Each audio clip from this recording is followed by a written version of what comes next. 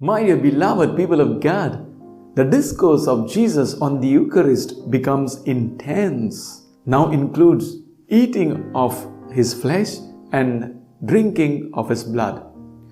We shall look into it a little later, but first let's dive into the first reading taken from the book of Proverbs. In the book of Proverbs, wisdom is personified as a woman.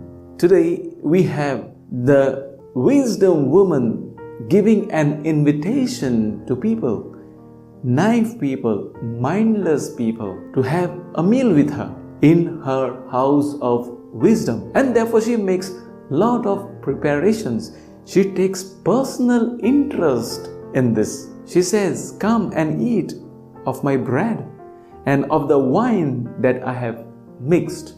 The invitation is for the mindless people or the naive people, so that once they partake of this meal, they become wiser people. They don't remain the same, but transform into people of wisdom. A meal is a symbolism for the union of the diners with their host. Actually, the food is unto life, for the wisdom is the tree of life. In simple words, whoever partakes of this meal becomes a transformed person. He walks with wisdom. A similar kind of invitation is extended to the people, and we find that in the book of Prophet Isaiah chapter 55, where it says, "Come, you who are thirsty, and drink. Come, all you who are hungry, and eat. Buy milk and wine without money. Why do you waste your money on worthless food? Come here and eat. The food costs nothing. It is free." Dear people of God, these are the imageries of an abundant life, an invitation for an abundant life, a life full of energy, joy, and wisdom.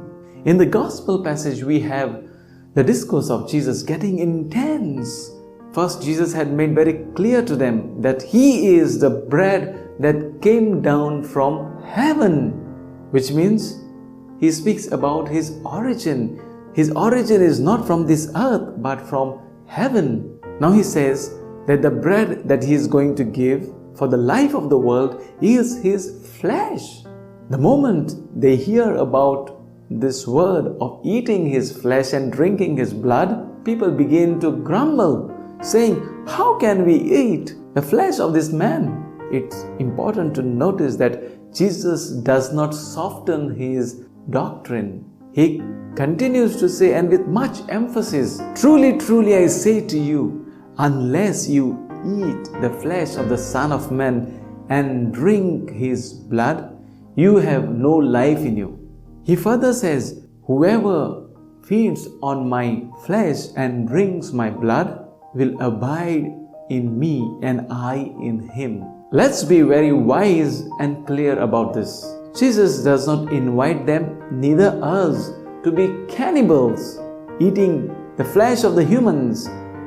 But Jesus was certainly speaking about His self-giving on the cross, where He would be giving His flesh and His blood for the world. What He was to give on Good Friday, He gave it on Holy Thursday sacramentally through the species of bread and wine. And so we can proudly say that we eat the flesh of Jesus Christ and drink His blood, but sacramentally. He is our meal. He is our food. And every Christian is invited for this meal, so that eating His flesh and drinking His blood, we may become one with Him. So by taking part in this meal or feeding on Jesus, we enter into a life-transforming union with Jesus Christ. He abides in us, we abide in Him.